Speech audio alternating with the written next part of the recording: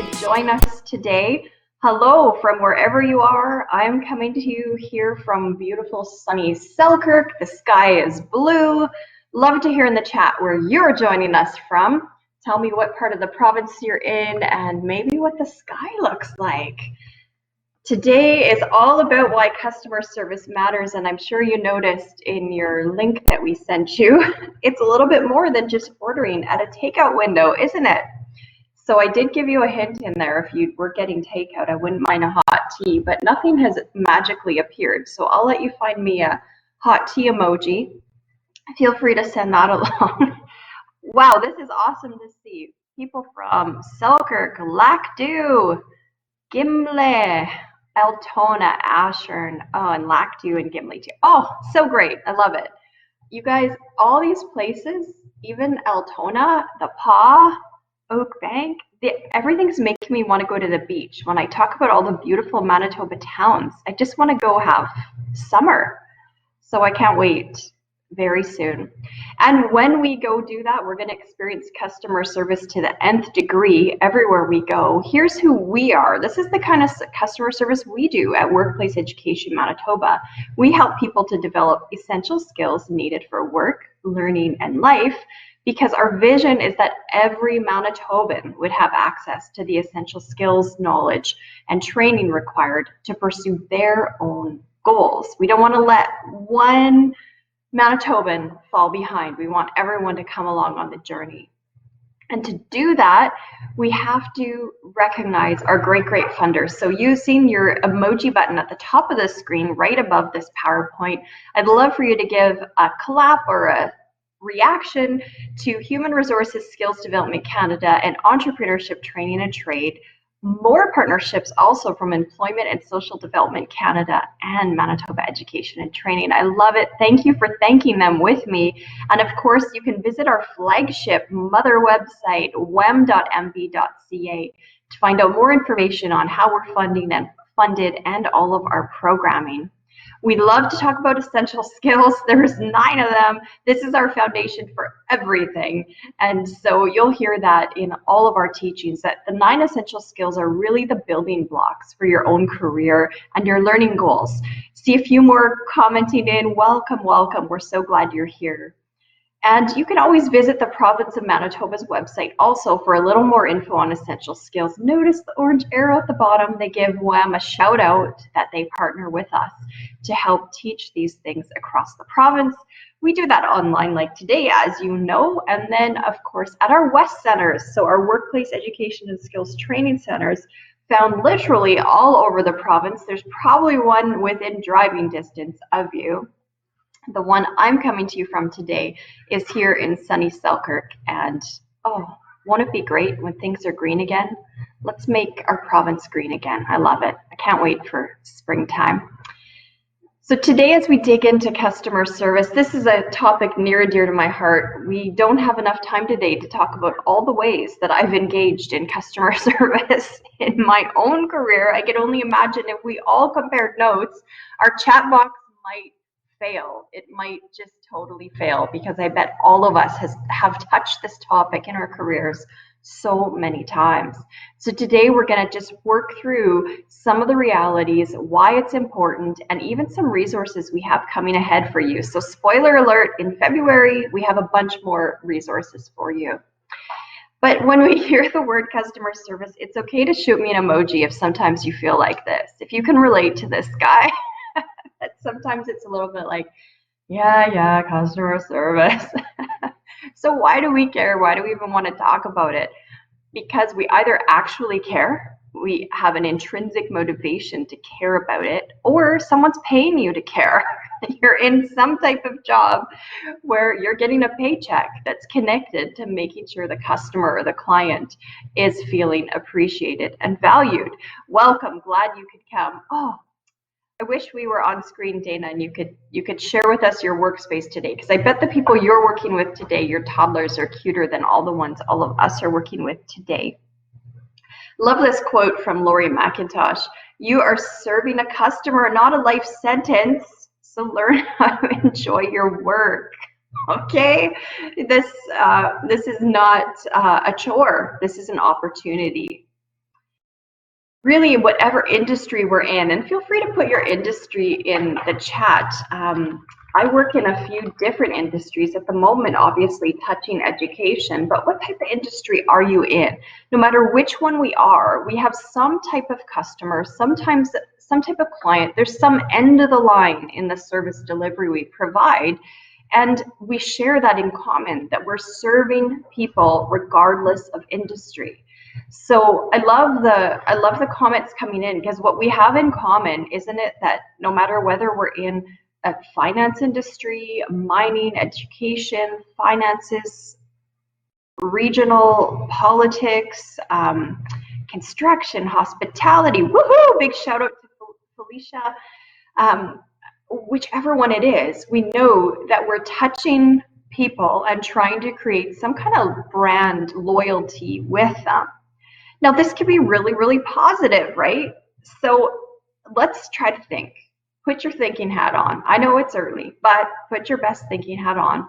What's something about the modern era we live in that brought customer service trends up a notch? So what exists today that wasn't there several years ago? When you look back, maybe something wasn't possible or something wasn't normal years and years ago. What was that? Now, I'm going to put an unusual one in here because I have a love-hate relationship with it. Years and years ago, speed wasn't a thing with customer service. It wasn't really about being fast. And yet now, you know, you can get things quickly sometimes when you need them, aka even curbside has become like that, right? I need this in 3 hours. Technology has changed it, and that whole concept of being connected and with the internet, right? This brought customer service up a notch and changed the way we did business, and it wasn't there years ago. But you know, let's also share our griefs. What's something that went away? What disappeared or changed? Or if you could do a throwback to the good old days, what was one thing that you noticed, hey, that used to be stronger years ago, and now today I feel like maybe people don't really value that so much? Good answer, Crystal. Oh, so true. I am going to put, oh, I love it. Patience, yeah. And the phone calls, the personal touch, right? Oh, and I popped in there the concept of the friendship and the loyalty, face-to-face personal service. It's so true. When you get to know, when someone gets to know you, let's say you're the customer and someone serving you knows you, oh my gosh, service through the roof, right? Because not only are they meeting your need, but they're also watching out for you in a sense. They're looking ahead and going, hey, I know this customer wants this. The next time they're in, I'm going to share this cool new thing with them. So yes, absolutely. If we could all be called Norm, wouldn't this be awesome if you walk in and they know your name? I have a favorite store in Selkirk that's like that actually, and that's why I keep going back. Some of the changes in the evolution of service, let's start at 1 o'clock on this slide and just work our way around the map here. That really there's a new expectation to adapt, right? Where the customer is demanding, well, I don't care if you always do it that way, I want it this way. And everyone else adapts. So if you want my business, you better adapt for me. That's a new change. Digital tech has changed things. We see that one pretty obviously. Speed plus excellence is a big change. Excellence used to be the product. I just want an excellent product. Now sometimes we want speed along with it or instead of excellence. That's a big value shift in terms of customer service. So an example of that might be going through the drive-through, and they are so concerned with making sure they shove that bag out the window at you in 30 seconds or less that they actually don't necessarily care if they make eye contact. So this is where we've learned that speed has also changed the game. Of course, the desire for differentiated service. So really the new generation of customers that are emerging in the marketplace, they're looking for an emotional connection. They want to feel they're either making a difference by supporting a product that makes a difference, or they want to know that they're making a difference to the vendor's life, or that there's some kind of emotional attachment to a cause or a change. And then, of course, those multiple channels of customer service. So ending on our slide here at 9 o'clock, Having so many ways for a customer to contact you now isn't sort of an extra anymore. It's an expectation now. So that evolution of customer service has changed so many things. And frankly, it can be mentally taxing. So we have to be aware of what the realities are. But what hasn't changed? The customer's expectation to be served and valued. And sorry for technology messing up my slide here this morning. They also want to be known. And so if we could really just get in and read their mind, we'd find that nothing did change through the years. They want a wish list met, and our job is to decode that and figure out what's on their wish list. Now, their values may be different depending how long they've been a customer of ours. I chatted a bit about a store. You'll have to come to a longer customer service workshop we're doing in February for me to disclose the name of the store. But there is a store in Selkirk that does not have the world's lowest prices on the product that I look for when I go there. But they so know me and treat me with respect that they'll be honest about their pricing. They'll be honest about availability and what they can come up with. And I just will go there every time because they've already figured out what does she need? What's that wish list? Is it price? Is it friendliness? Is it the quality of the product? I bet you go there too, Crystal. And so keeping our eye on the prize here, what are the 4 whys? What's our fuel? Why do we want to go the distance? Why is it worth the effort? What could happen if we did it? Well, the most obvious one is always about the bottom line, right? We want our books to be in the black, not in the red. There's the concept that if the company does well, there's a prospective possibility that you could do well.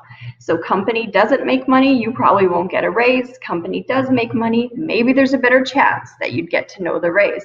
Elaine, you sign up for one of our customer service workshops and I will tell you the story because I am sort of an ambassador for them. So many great businesses in Selkirk.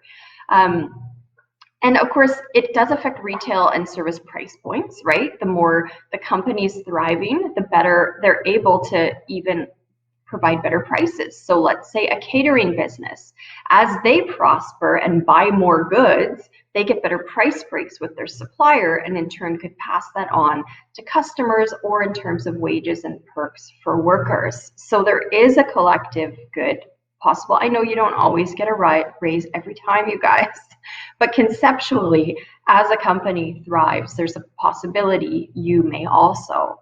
Now, this next one should not be overlooked, and it's really the heart of why you even sign up for workshops at that, because you know that there's this concept of your own growth and your own fulfillment and finding yourself a meaningful place of work. And I love this quote from a career coach. Focus on what is right and what you do love about the job.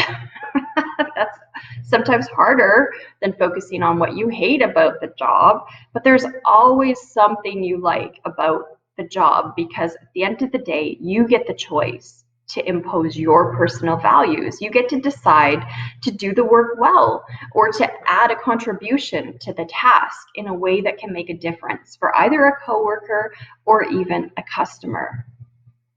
The same coach says, get engaged and be proactive because the more involved you are in the day-to-day at work in terms of making a difference, the more meaningful your work will become. And this is tricky because a lot of people who start on the front line, they don't want to be on the front line. You don't want to be the person just picking up the things that fall on the ground, maybe. You want a promotion, you want to make more money, you want more prestige, but it doesn't really just happen for you by time. It usually happens by skin in the game, showing, are you contributing to make a difference? And you actually could work, there's someone I know who works that low on the totem pole position, and they stay there because they see the difference they make in the human connection with their customers. They don't want a promotion. They want to stay there, being able to bring value to everyone who walks through the door. So think even a Walmart greeter, let's say, not saying they're all great at what they do, but that concept of recognizing, can I make a difference to every customer who comes in to my establishment. And Mark, you raise a good point. Like, my own kids are learning that even for them to spend their money on a toy that's really cheap and really poorly made doesn't bring satisfaction, right? These things break. So people are tuning in and realizing that quality and loyalty do matter. Now, with this show of an emoji button above the screen, does anyone remember this show? This had a little bit of a run. I don't even know if it's still on, but this was a TV show. Who saw this or could remember this? I liked this show, and by some of the happy emojis, I can see some of you did too. So the concept is the big boss goes undercover, changes their whole physical appearance, and goes and takes a frontline job working with workers who never think they would work with the president or owner or CEO of the company. And after working together for, I don't know, a week or two, the boss learns all about what the real challenges of the company are, and those workers on the front line, they learn about what the real core values of the company are and how they affect everything that happens. And no matter where we sit in our role with customer service, I feel like we're all the undercover boss. We really have the opportunity to provide empathy to the people we work with and to the customers or the clients that we're serving. So if we think of ourselves incognito, we recognize that whether we're the one serving the actual customer or not, really our job then is to be serving somebody who is. So it's recognizing that team or collective mindset that together we all make a difference. And what's my role in that? Where can I contribute? So the other place that we find a why or a reason to really do it or to really care about it is so obvious. People actually matter. People are the reason. At the end of the day, we all know we're not going to take our money and our iPads and our awards into our coffin. At the end of the day, it's the relationships and the people we can change, the people we can help, the people we can support. And so when we can recognize how to put value into the people around us, even if we don't know them, maybe they're just the client passing through for a quote and we're never going to see them again. Do we have that mindset of being able to be empathetic, to imagine the best about them? This one's so important. Often people take a deep breath and get their physical body all tense when someone walks through the door and there's like incoming and everybody tenses up. But what if we were to reverse that mindset and think, imagine the best about whoever's walking in and whatever the scenario is going to be. And maybe I'm the last person they're ever going to meet. What could happen today in our interaction? Even if it's just perfunctory and businesslike, what is the possibility if I'm the last person that they encounter today? Do I have empathy for them? And do I know that reciprocity is real? Do I know that there's actually this law of giving, and as I extend something in my customer service to someone, maybe they'll extend it to someone else or to the next person after. We've maybe heard this quote, right? People don't care how much you know until they know how much you care.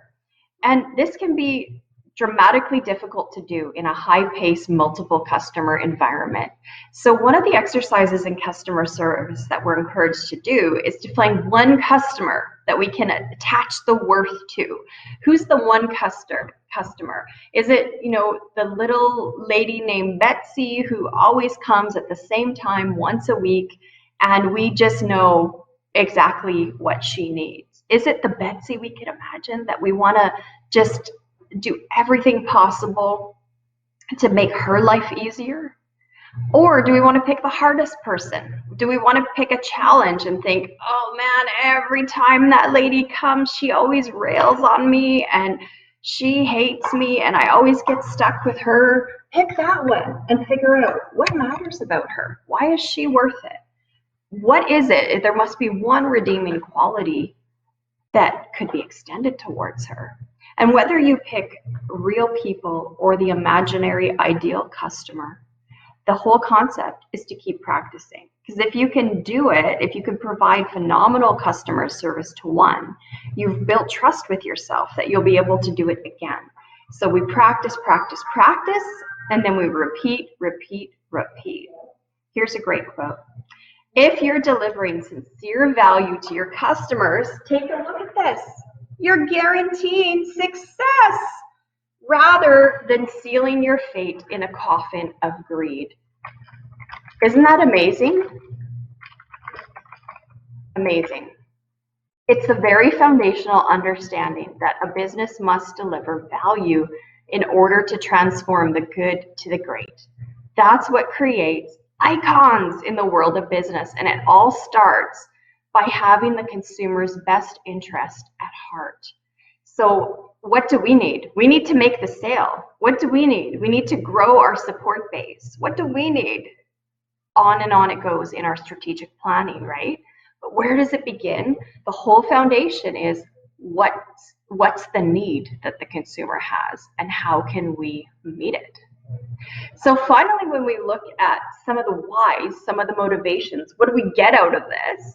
There's the whole legacy piece, right? What are we leaving behind? What is the legacy piece? Well, sometimes you want to build a legacy in your own name. You want to be the top salesperson. You want to be the one on the comment card and on and on and on, right? But this piece is really about doing it for your company or your product. You want to make a difference in someone's life. You're going to add the personal touch, but you're not out to sign autographs. If you can serve in humility, it will go way further and actually be a difference maker. So service, in short, is not about what you do. It's about who you are. It's a way of living that you need to bring everything you do if you're to bring it to your customer interactions. So great. So great. Now, here's a true story. I just went to a Harley Davidson store for the first time ever. I've never been in one. Show me an emoji if you've been to a Harley store. I've never been in one before. It's absolutely amazing. I didn't buy a Harley. I wish I could tell you I did. I don't even have a motorcycle license. I went there to buy a gift for a big Harley lover. But blew my mind because customer service often looks neat and tidy and routine, right? In this case, it looked totally different. The salesman was completely unconventional in his approach. I know so much about his life story, all in the quest for him to try to sell me a motorcycle. And the whole feeling, conversation, even the products he showed me were just fun, dynamic, personal, relational, and I just really I left there thinking all about customer service because I went, wow, it's not a routine and a recipe, although I know there was a strategic plan on how he was trying to sell me a $50,000 motorcycle. But really, by upending just trying to get to the bottom line and figuring out how to build relationships with people, that's the success of why they do what they do. Because after that experience, I started doing a little bit of bike research, and I'm sorry to break your heart, but I've heard Harley isn't even necessarily the best bike to have. I know, I'm sorry. But categorically, you can't just say, oh, gee, that brand makes every bike better than their competition. What they do is they build a culture of relationship that if you actually shop there and get to know them, they treat you in a much different way. And it sort of ties in with the modern theorist Maya Angelou, who talks about how she's learned that people will forget what you said. They'll even forget what you did. They might even forget the price, but they'll never forget how you made them feel. This is really the heart of what we want to offer in customer service. And so what we have coming up is really exciting. In February, we're doing 4 sessions. You could take all 4. You could take one of the 4. You could take as many as you want. But we've got these sessions coming up where you get to decide how deep do you want to go in the customer service conversation with people. So we do have a new Facebook page. You can always find WEM at Essential Skills Manitoba, and we'll probably get huge points today if you like our page. But I do want to draw your attention, and Kelly can put it in the chat too, just on our office's email address, because the west.selkirk@wem.mb.ca is the way you can connect with us personally, and you can see how we can help you in your company, whether you come to our customer service things we're offering online, or if you want us to come tailor make it for your office. So sometimes when we're talking about customer service, I know there's someone who joined us today, Amy, who does customer service in a really cool way. She's not out pounding the pavement doing these crazy sales, but she's at her computer doing crazy sales. So she's doing a lot of estimating and writing and communication over digital tech, and it's a way of connecting with a customer that looks quite different than, say, that drive-through concept or even the Harley-Davidson concept we talked about, right? And the idea is getting people to buy in to your brand and the services that you can offer within your company. So to move yourself or a colleague along in the journey, it will be shared by both Carrie and I, and we really want to inspire you towards what you can offer in a new way. So there's ways to do creative thinking, there's ways to do innovation planning, there's ways to do the tough conversations and the conflict management, even to find shared values, because sometimes your service people on the front line don't have the same values as the leader of the organization, right? So Carrie's goal to have a service-focused land, a land of people focused on serving. And, we'll dig into a little bit more about intrinsic motivations there, because I find, hey, I absolutely love to serve people until they treat me like a servant. And then you find out right away whether you're in it with the right motive or not, right? It takes a big dose of humility to be able to do that. So you can always find us on our website too. We'd love to have you there. I do want to close with a quote also before we go, just to inspire you as you go into your work today, using an emoji. Show me, if you would, how many today feel like they will touch a customer, either in a face-to-face service or digitally. Do you feel you're going to somehow interact with a customer today? We have a number of people who feel like just in their work alone today, they're going to be one of the ones representing. Well, hey, as you go and represent, I want to leave you with some words of inspiration. And for those of you who don't feel like you're the one who's going to go and be that front representative, you'll be the one supporting the people who are, right? So even if you're hidden in a back room fixing a server, you're still serving the people who are serving the people. So as we think about our own roles, let's understand that customer service shouldn't just be a department, it should be the entire company. And that helps us push our whole company forward. And as they prosper and succeed and are able to change lives, there's probably going to be some kind of dividend for us too. So feel free to write this one on a Post-it note and just stick it anonymously in the lunchroom if you feel you need to. But really take it to heart. And I bet you that as you invest in the lives of customers and those you work with involved in that arena, I bet you're going to see a dividend. Someone always notices. Sometimes it takes a long time, but someone always notices. And the best is when not just your boss notices, but when a customer tells you how you actually made a difference in your life. And I know people who've made best friends out of the customers they've served. So go forth and make a difference today. Who knows if you're the first or the last person that individual is going to interact with today, where you get the opportunity to give them great worth and let them know that they matter. Whether they buy the product or not, they matter, and you're glad that you got to interact with them.